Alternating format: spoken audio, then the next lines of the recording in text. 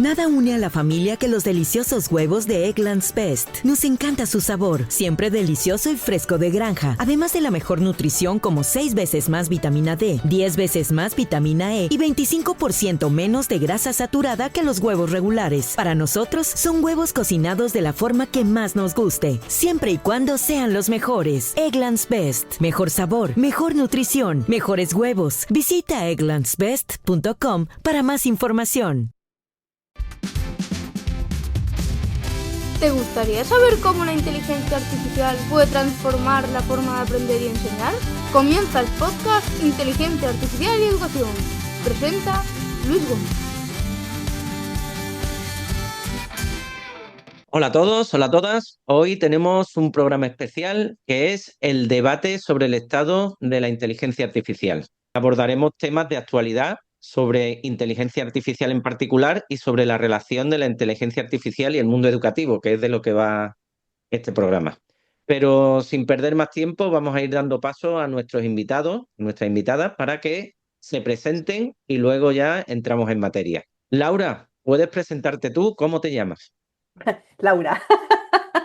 Bueno, mi nombre es Laura Sánchez Fernández y yo soy matemática. Hice un máster en estadística en Chile y luego hice un máster en Machine Learning en Montreal, en Canadá, en MILA, que es el Montreal Institute of Learning Algorithms, que dirige Joshua Bengio.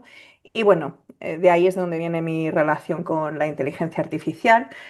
Yo he sido, durante 12 años, estuve en Chile trabajando como profesora universitaria, haciendo formaciones también a profesores. Recorrí Chile dando clases de matemáticas, pero principalmente en las universidades y en la Católica de Chile y bueno, en varias más. Y luego ya cuando me fui a Canadá me dediqué fundamentalmente a hacer formación online y formación más, o sea, clases personalizadas. Pues me metí a tratar de desarrollar una plataforma para personalizar el aprendizaje desde la personalización de las experiencias docentes. Y es en ese camino, en el tema de la personalización, que bueno, empecé a profundizar en el tema de la inteligencia artificial y a día de hoy estoy con eso un poco en stand-by, porque bueno, la gente que sabe de estas cosas pues al final exige una serie de equipo técnico, etcétera, etcétera. Y estoy dedicada ahora principalmente al tema de la divulgación y generar una comunidad docente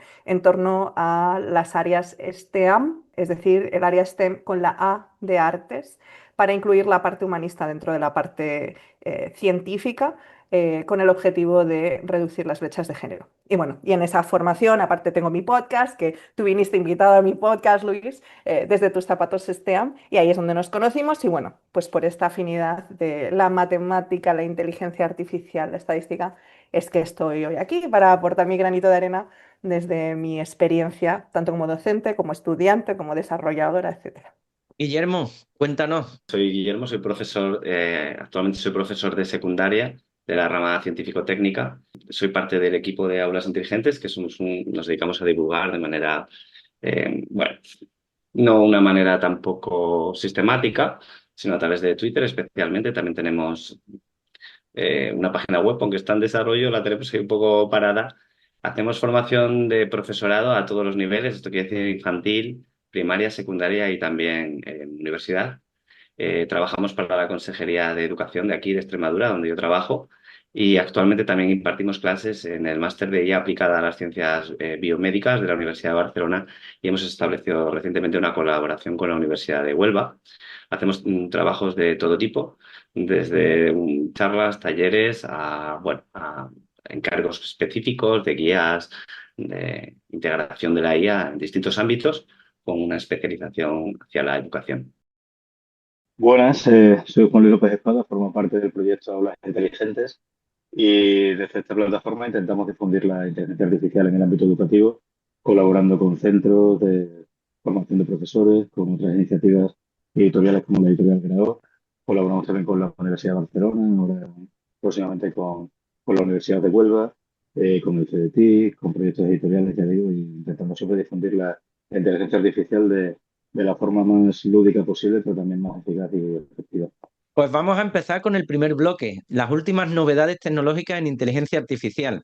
Aquí tengo que hacer un pequeño aparte y es que esto lo grabamos en una fecha y a lo mejor cuando se emita si han pasado un día o dos, a lo mejor ya se ha quedado antiguo.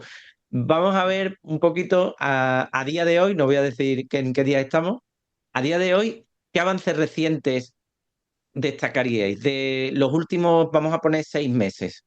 Que hablando de IA, estaríamos hablando de los últimos 10 años. Si queréis empiezo yo y lanzo un tema. Es que si son 6 meses, pero más o menos Últimas. puede coincidir con la irrupción de casi de DeepSeek, ¿no? Y de todo, y del open source. Pues podemos analizar ahí hacia qué ha ido, pues desde prácticamente asociar el LM o IA generativa a ChatGPT, a la irrupción de estas de otras compañías que ya estaban ahí, pero han ido cogiendo más fuerza. Primero DeepSeek, que fue un auténtico fenómeno de masas. Y luego yo creo que habría que reflexionar también un poco sobre Google, que ha tenido un crecimiento muy fuerte con Gemini y con todo Google AI Labs. No sé si mis compañeros de debate están de acuerdo un poco con el análisis. En cuanto a lo que es chatbots, ya en general pues sería más amplio. No sé, es que lo que pasa es que, claro, volvemos a lo mismo, que es que todos los días recibes algo nuevo que ha salido, ¿sabes? Pero sí, yo creo que el tema de Google con Gemini, pues es un punto importante. Más que nada porque además cuando estamos hablando de el tema de la inteligencia artificial, de estas compañías que ya tienen una base como Google, ¿no? Que ya sabemos que a día de hoy el tema de los buscadores, por ejemplo, Google era donde todo el mundo buscaba, ahora todo el mundo busca en ChatGPT. Y entonces, pues claro, que ahora ellos introduzcan, vayan, esta carrera, ¿no? Esta competición en a ver quién hace el caballo más rápido, ¿no?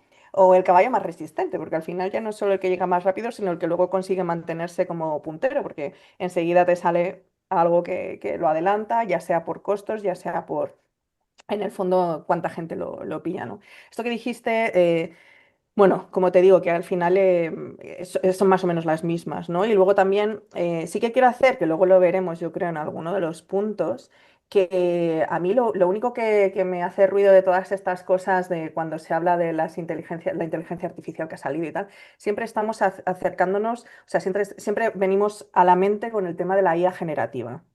Y pareciera que al final la IA generativa es todo y hay muchos tipos de IA y yo creo que el público al final, todo el hype que hay viene por el ruido que hacen estas IAs más desde la parte generativa y no estamos hablando de IAs, por ejemplo, de otros aspectos, ¿no? Entonces, y ahí, claro, esas pues de repente no se oyen tanto o no tienen tanto hype, tanto. Ujú. Porque claro, si hablamos, yo que sé, de Sora, que los vídeos, esto de, ¿no? Cómo han mejorado el tema de los vídeos, cómo ha mejorado el tema de la creación de imágenes, pero todo tiene que ver con la IA generativa. Y mi pregunta es, ¿qué pasa con las otras IAs, ¿no? ¿La gente realmente sabe que existen? ¿Sabe cuántos avances hay? ¿Sabe cómo usarlas? Sí, yo ahí coincido con vosotros en dos aspectos. Por una parte, en la rapidez con lo que todo esto avanza, que tenemos con la del último mes, en cuanto hablamos de herramientas. Luego lo que decía Laura, es cierto que hay otras guías, pero en el ámbito educativo también es cierto que lo que prima son los LLMs. Entonces a mí lo que me interesa en los últimos meses, lo que he visto y lo que me parece más determinante en el aspecto en el que yo abordo esto del uso de inteligencia artificial en educación, es no solo en el uso adaptativo que permite hacer, sino en el nivel de profundidad. Entonces yo noto mucha diferencia desde que apareció DeepSeek, primero, en el uso de razonadores y segundo, en el siguiente nivel, en el de investigación profunda. Entonces, el nivel de usuario medio que se queda en el LLM básico, que sería el ChatGPT inicial, se distingue mucho del que utiliza razonadores y sabe lo que son los razonadores y luego el siguiente paso, el siguiente nivel, del que utiliza las investigaciones profundas y las aplica correctamente. Cuando hablas con usuarios que practican los tres niveles, notas el nivel valga la redundancia, el nivel de profundidad que tienen con respecto al conocimiento de las herramientas y su uso y cómo lo aplican. Entonces, a mí no solo las herramientas, sino los procesos, como salió DeepSeek, que salieron los razonadores y se fueron subiendo las demás compañías al carro de los razonadores, y como luego Google o ChatGPT, OpenAI abrieron las investigaciones profundas y se fueron subiendo, creo que eso sí ha sido determinante, cómo han ido cambiando los flujos de trabajo de acceso a la información y la profundización y cómo te van llegando los contenidos y luego los puedes procesar. Pero sí noto en cierto sentido que sigue habiendo mucha falta de alfabetización en ese sentido. La gente sigue entrando con el LM básico y utilizando simplemente la ventana como si fuera Google. Siguen utilizando ChatGPT como si fuera un buscador. Realmente vosotros que trabajéis directamente en formaciones docentes, ¿realmente los docentes tienen claro cuál es la capacidad de la inteligencia artificial que están usando o están usando simplemente aquello que se promueve el uso, ¿no? Aquello que se ve? Es decir, ¿realmente saben sacar el máximo partido a la inteligencia artificial que usan? Yo creo que no solo los docentes, sino la sociedad en general. Ujú. Nosotros conocemos casos de docentes, pero conocemos también casos de científicos, conocemos también casos de biomedicina, casos de distintos tipos, y no pasa solo con los docentes, pasa con la sociedad en general. Un caso práctico. El otro día tuve un caso con un director de centro. ChatGPT, ChatGPT, ChatGPT, venga, hago ChatGPT. A la semana viene y me dice, ven un momento, mira, mal, ¿eh? Esto no hace lo que me decías, no es tan maravilloso. Bueno, explícame qué estás haciendo. No había cambiado de conversación. Una semana con la misma conversación. Preguntando una semana. Imaginaros la ventana que teníais y el lío que tenía de conversación. Eso no eran alucinaciones, eran ya paranoias lo que se producía. Entonces, si directamente alguien que teóricamente tiene un nivel de formación que le permitiría profundizar ese nivel, no es capaz simplemente de, pues a lo mejor es que tengo que abrir una ventana nueva, una conversación nueva, o a lo mejor simplemente tengo que preguntar, investigar y ver cómo se utiliza esta herramienta. Le han dado una máquina que funciona con mucha potencia, pero no sabe gobernar. Eso es más que claro. De hecho, hace poco venía en un BlaBlaCar y justamente el chico que me traía en el BlaBlaCar iba contando que, en mi empresa utilizamos inteligencia artificial. Y dije, a ver, sorpréndeme, ¿qué es lo que estáis usando de inteligencia artificial? Dice, pues mira, la verdad es que yo no sé muy bien, pero mi jefe dijo que lo quería con inteligencia artificial y vamos a usar la inteligencia artificial. Que luego, él era de contador y dice que luego al final yo hago eso en el Excel y sacó la inteligencia artificial, me sacó unos resultados que luego eran mentira y yo le ponía así como esto hay que tenerlo con cuidado porque en realidad es de la inteligencia artificial. Le quitaron esa frase y luego me dijeron, pero qué porquería de resultados han salido, ¿no? Y es como, vamos a ver, es que ¿por qué tenemos que usar inteligencia artificial en todas partes? O sea, entonces me refería a los docentes porque es de lo que estamos hablando, pero es evidente que la necesidad está o sea, esta carencia, ¿no? Está en todas partes. Ahora, el punto es, algo que quiero matizar. Sí, es una maquinaria, o sea, tienes ahí algo súper potente, pero ¿tenemos claro el objetivo para el que vamos a usar esa herramienta?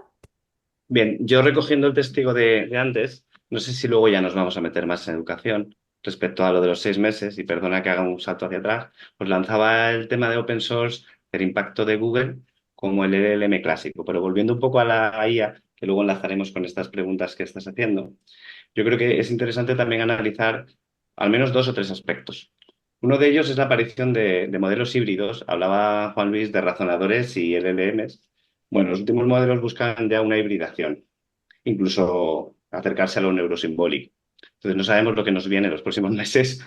Por el otro lado, quería reflexionar también sobre la irrupción de los agentes, pensando un poco lo que decía Laura, también lo que decía Juan Luis. Es decir, agentes automáticos, generalistas, semiautomáticos, la erupción de Manus, la erupción de otros muchos que hay, como Proxy, ahora hay muchos, tanto en investigación, Operator, ¿no? Que es el de ChatGPT.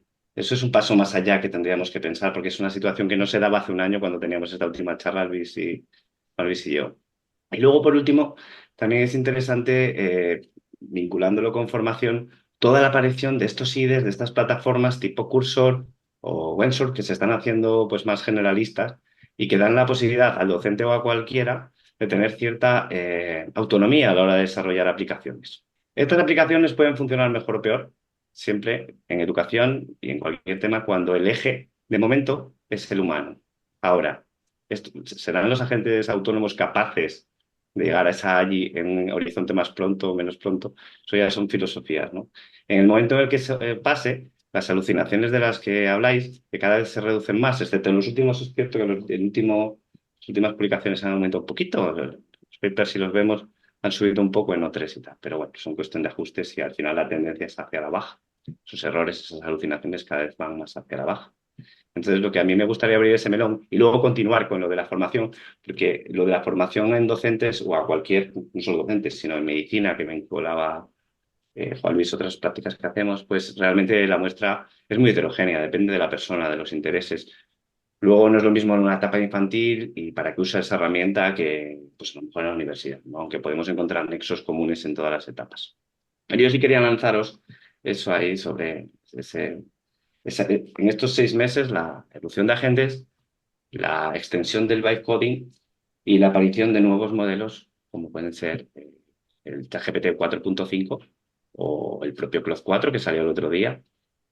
Y ya Google no era exactamente un code, un chain of thought como tal. Bueno, pero a ver qué pensáis. ¿Qué diferencia hay para nuestros oyentes entre el deep y el no deep?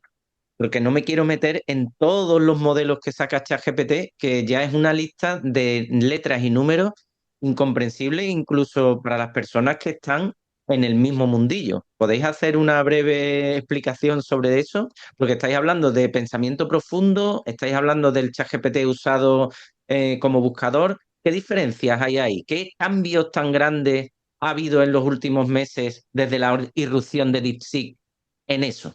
Básicamente el cambio, sintetizándolo mucho, sería que razonadores e investigación profunda utilizan bastante más tiempo de inferencia que el LLM clásico.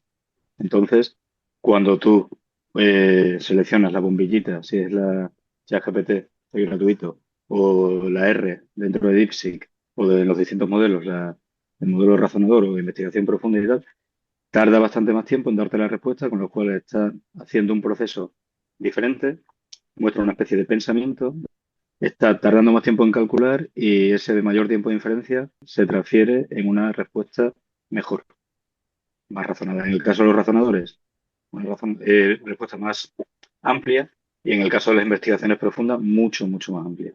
Si estás utilizando además agentes, como decía Guillermo, Manus, GenSpark, Borium, SciSpace, incluso que hace también investigación profunda, pues la respuesta es mucho más profunda, más dirigida y además utiliza distintas herramientas para complementarlo. La gente realmente necesita, según qué, estos avances, y me refiero ahora dentro de los docentes. ¿Hasta qué punto esa diferenciación realmente le pueden sacar partido? Totalmente. Son dos animales distintos. Cuando tú enseñas, como es tu caso, tu enfoque STEM o STEAM, cuando pruebas ChatGPT para, yo qué sé, para generar un recurso de matemáticas, de física o de química, los resultados son muchísimo mejores cuando tú utilizas un razonador a cuando utilizas el básico, vamos a decir, Ujú. el Large Language Models básico, por el test type training o por el sistema de fine tuning que proceda en cada caso que son parecidos, pero bueno, no son exactamente iguales. Un razonador te va a sacar mejor código. Si tú quieres generar una simulación, un laboratorio virtual para enseñar algo, por ejemplo, o en el caso de Juan Luis, pues quiera generar una aplicación que analice oraciones o cualquier cuestión que él comente, pues los resultados son mejores. Cuando somos docentes, podemos buscar el interés, por un lado principal, el aprendizaje del alumno, pero también que los recursos que manejemos sean los mejores posibles. Entonces, sí, influye, es importante conocerlo. Claro, claro, si yo lo que digo es, ¿realmente lo conocen, realmente lo utilizan o se quedan en lo básico? Porque al final, finalmente cuando tienen, yo no sé cuántas de las personas que se dedican a la docencia, especialmente en secundaria, usan herramientas de inteligencia artificial y seguramente las herramientas que usen sean mayoritariamente ChatGPT y no sé cuántas de esta gente usa la versión pagada. Entonces, desde esa perspectiva, no sé hasta qué punto tienen claridad de el upgrade que supone usar uno versus el otro. ¿Me explico? Ahí es a donde iba mi pregunta. Estamos hablando de una muestra muy grande, hay muchísimos profesores en Ujú, Extremadura y en España y en Europa y en el mundo. ujú, Hay un cuarto de las escuelas del mundo no tienen electricidad, ujú, entonces no les interesa ni ChatGPT ni tampoco toda la polémica de las pantallas. Pero centrándonos en lo que conocemos, porque más o menos Juan Luis y yo llevamos bastante tiempo formando, tenemos bastante en general.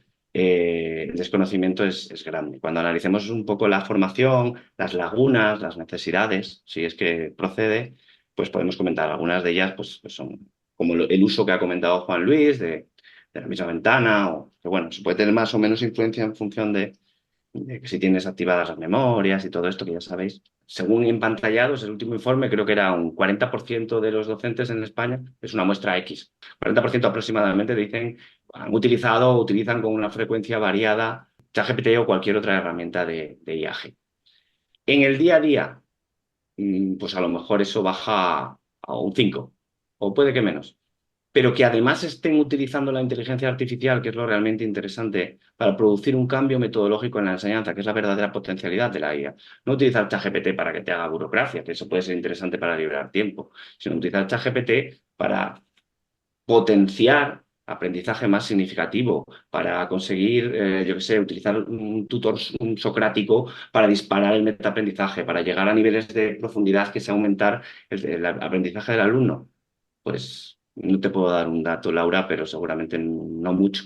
También te digo una cosa, la escuela, entendida la escuela como desde 0 añitos hasta la universidad, es una institución muy grande y a unos ritmos muy lentos. Y digamos que puede ir aritméticamente, ¿verdad? Mientras que la tecnología en este sentido parece que está yendo, al menos de momento, exponencialmente. Entonces, son maquinarias muy pesadas que tienen que ir poco a poco adaptándose. Hay varias corrientes también. Lo que sí está claro es que es una de las prioridades en educación, aunque prioridades podemos analizar marcos normativos, la UNESCO, el Banco Mundial. A mí, si puede ser en este momento, aunque no sé si ahora era una cosa más general o hablar de educación, a mí me gustaría citar, por ejemplo, hay muchos, ¿no? Pero el estudio que ha hecho el World Bank, que se llama From Chatbots to Chatbots, es decir, de pizarras a chatbots, a asistentes basados en IA, y la mejora en el aprendizaje que se produjo en Nigeria, porque ahí estamos viendo un entorno, y podemos relacionarlo con brecha digital y demás, estamos viendo un entorno que no, digamos, no es un entorno, no lo era, de élites, ni un país que tengamos como referencia normalmente en este tipo de cosas, como Estonia o como Estados Unidos, China incluso últimamente. No es un país que destaque y, sin embargo, un proyecto de un trimestre pues produce unas mejoras en el rendimiento académico, en el rendimiento STEM, el rendimiento en el aprendizaje sobre todo en el aprendizaje de inglés en ese caso. Y además, curiosamente, si vemos el estudio, hay muchos. Hoy mismo publicamos hoy uno en la cuenta muy interesante a nivel general, un metaanálisis con las investigaciones desde 2023 hasta 2025 y su aplicación en educación. Las ventajas son muchas, hay ciertos inconvenientes, pero creo que ese paso es progresivo. Entonces, este ejemplo en Nigeria son pequeñas semillas que se van plantando, porque a lo mejor en Estonia, que ha decidido incorporar, o China, que han decidido incorporar la IA de manera integral, formar a miles de docentes, o cientos de miles, bueno, pues es más fácil que eso produzca efectos inmediatos. En estos países que quizás no están asociados, proyectos de este tipo, en este caso, pues el Banco Mundial, cada uno puede tener su opinión sobre el Banco Mundial, pero en este caso son inversiones que se hacen por fomentar el desarrollo, están haciendo otros en Ghana y en otras zonas que son muy interesantes. Yo creo que es ideal la situación. Pero para eso están implementando unas metodologías muy estudiadas. No es un profesor llega y usa ChatGPT un día para generar una situación de aprendizaje, ¿no? Son cosas distintas.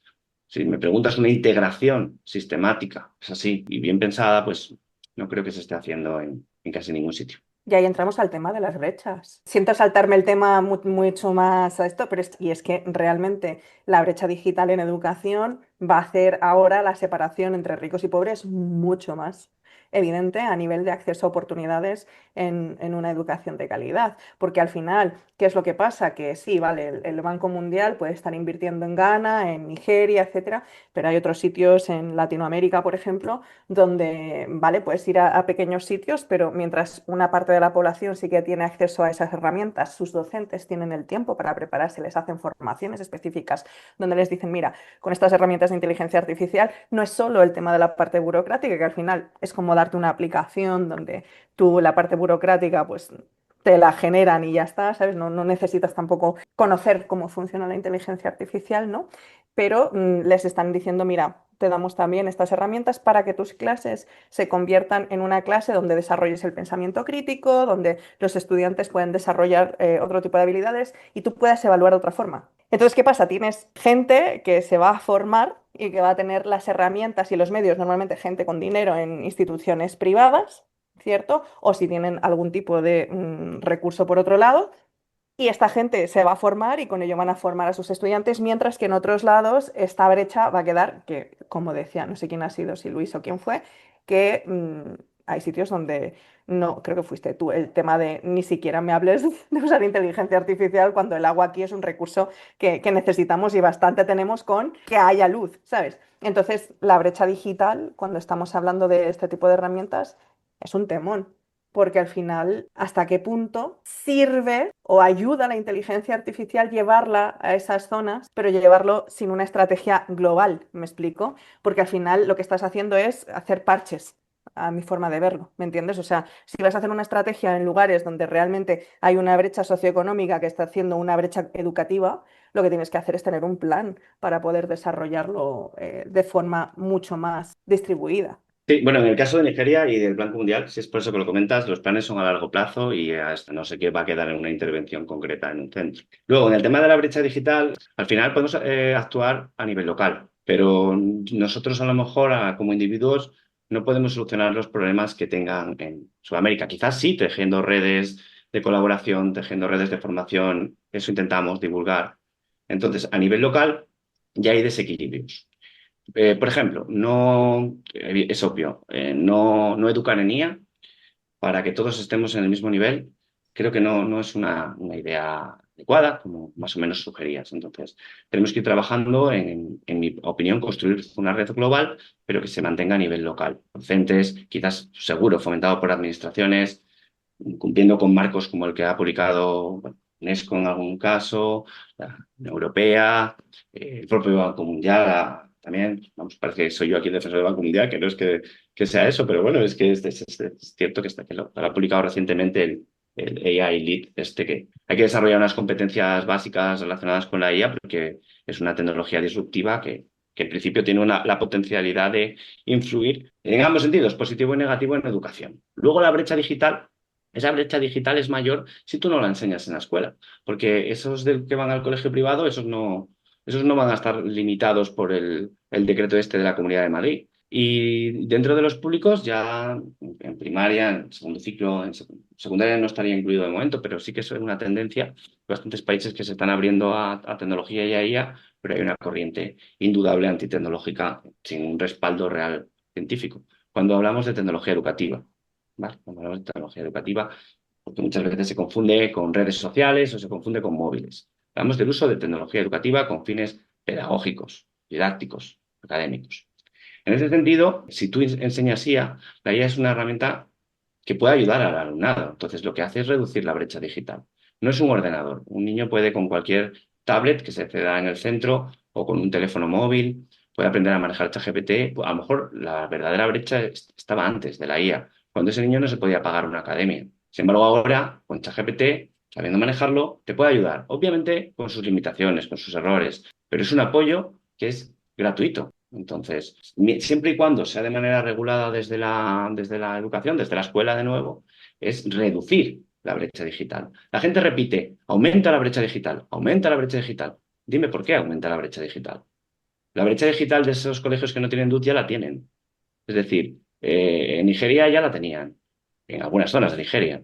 La brecha digital no tiene por qué aumentarse siempre y cuando actuemos con un enfoque proactivo.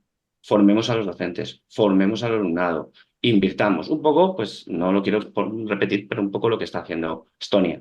Si se produce de una manera desorganizada, si a esta administración prohíbe utilizar con menores ya no solo los móviles, sino que prohíbe que lo utilicen los docentes o incluso, porque al final no es que te lo prohíban, pero tienes que justificarlo pedagógicamente, tienes que avisar a la familia. Al final, si ya le cuesta al profesor lanzarse, eso son todo trabas. Y además es el profesor el que va a tener un estigma de decir, tú estás utilizando las pantallas que son malos para los niños. Es un reduccionismo masivo, o sea, no tiene ningún tipo de apoyo ni de justificación en la literatura científica al respecto. No lo tiene. Hay estudios en todos los sentidos, pero en ningún caso un estudio que justifique una decisión de ese calibre. Entonces, en ese sentido, si se produce de esa manera una prohibición, es cuando va a haber más brecha. El niño que llega a casa y tiene el ordenador, sí lo va a utilizar. El niño que no lo tiene, o no tiene móvil, o no tiene tablet, o no le dejan usarla con fines educativos, con lo cual no se cede, no va a poder utilizar ChatGPT. Brecha. Esa es mi opinión. Claro, es que tienes dos tipos de brecha. Una cosa es la brecha digital debido al nivel socioeconómico en el que te encuentras y otra cosa es la brecha digital debido a cuáles son las regulaciones que te permiten o no te permiten usarlo. Son dos brechas digitales, pero la brecha digital como tal existe en la medida que además va avanzando la inteligencia artificial, van avanzando las aplicaciones y no todo el mundo tiene acceso a eso. Entonces, claro, los que sí que se sumen al carro antes, es evidente que hay una brecha. O sea, eso no podemos negarlo. Claro, pero ¿cuál es la brecha?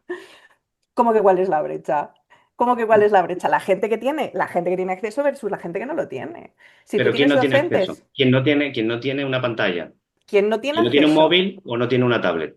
Claro, Es pero hay que, niños, en España no te tienes que ir muy lejos, en España tú tienes institutos claro, que de hecho sí, no tienen acceso a sí. la inteligencia artificial desde sus casas. Incluso en algunos colegios tampoco tienen los recursos para que todos los chavales tengan acceso a, A a- ver, a desarrollar inteligencia en artificial. teoría, en los centros, Laura, tiene que haber un mínimo de equipamiento para cumplir con la legislación. Y es ahí, de la educación en IA de la que yo hablo. Y es ahí donde no hay brecha. Ahí, dentro del centro, todos pueden usarlo. Fuera del centro, estás incidiendo en lo que acabo de decir, creo, ¿eh? Que es que si tú la prohíbes en las aulas, cuando salgan fuera, unos los usarán y otros no. El que disponga del dispositivo la usará y quien no, no. Aquí en Extremadura, desde la pandemia y en muchas zonas de España, que ya sí me consta, se cedieron dispositivos que son unas tablets muy limitadas pero durante la pandemia para que los niños que no tenían pudiesen utilizarlo. ¿Vale? Entonces, esas tablets siguen a disposición de los centros.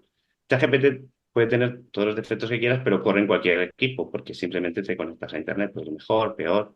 Entonces, la brecha ya existe. Y no creo que si la situación se controla, si la situación se hace de manera regulada, vaya a generar más brecha.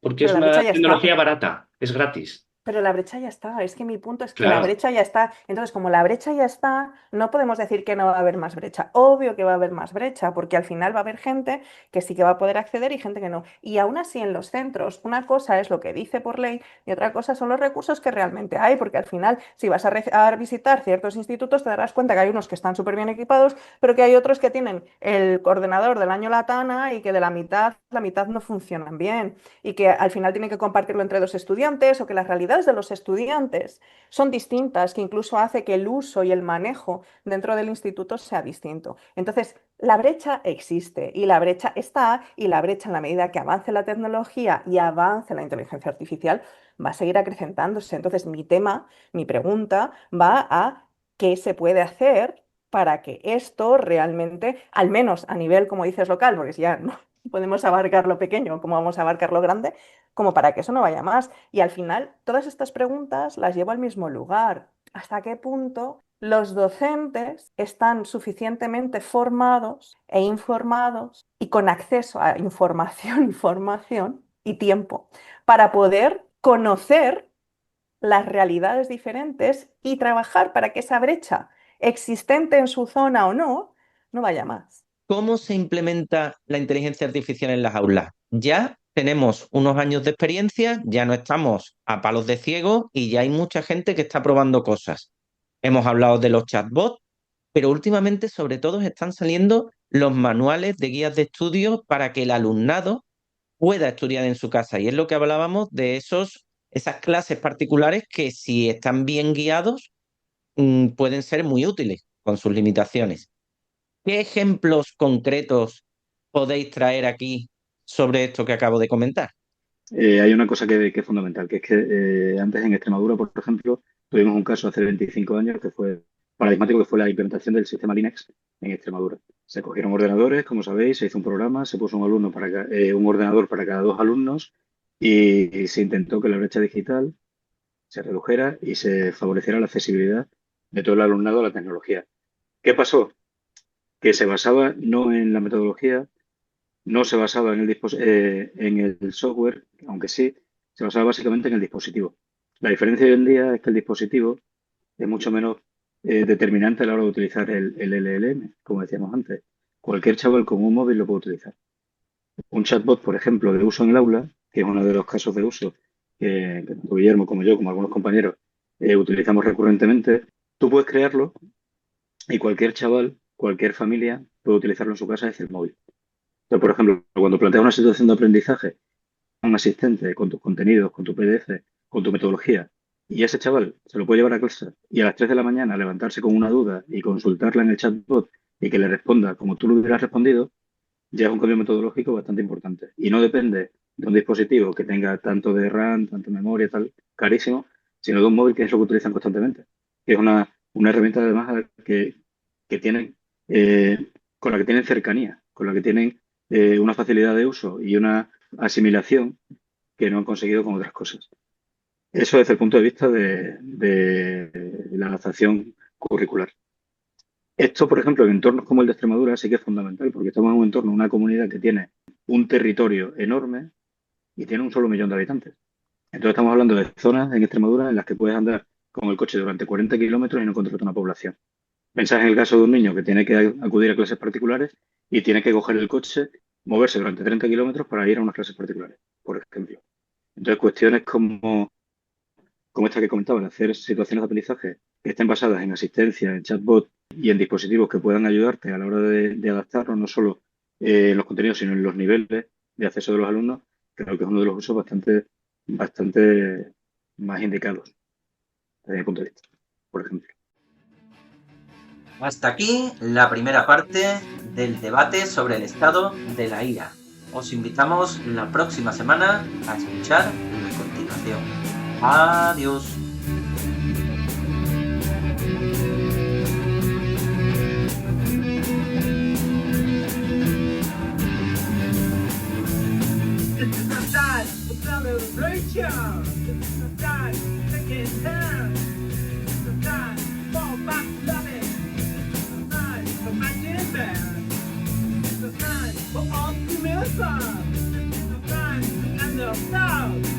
It's the time for my country, right or wrong. Remember, right, not wrong, there, no time.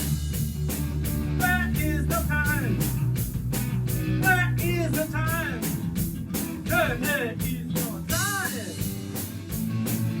The time for congratulations. It's the time to turn your back. It's the time for people in the future. No time for letting speed. It's the time to start your business. It's the time for private games. It's the time to fight on the shadow. It's all come this way. Game, there is no time. There is no time. There is no time. There is no time. It's time to swallow anger. This is no time to ignore hate. This is no time to act in frivolous. This is time is getting late. This is no time to fight a vendetta. This is no time to don't know who you are. Self-knowledge is danger in the middle of who you are. This is no time to end no warning. This is no time to clear the plate. There's nothing sorry. Time to fight and let it pass. Because fake day is no time. There is no time. There is no time. There is no time. There is no time to celebrate and drink. Don't smoke, don't buy, don't cry. This is the time you gotta fall and take that sit inside. This is no time for celebration. This is no time for solidly black. This is no time for innovation. The future is the hand. This is no time for funny rhetoric. This is no time for political fear. No time for action. The future witness, spirit, death is no time. This is time. This is time. Cause there is no time. There is no time. There is no time. There is no time. There is no time.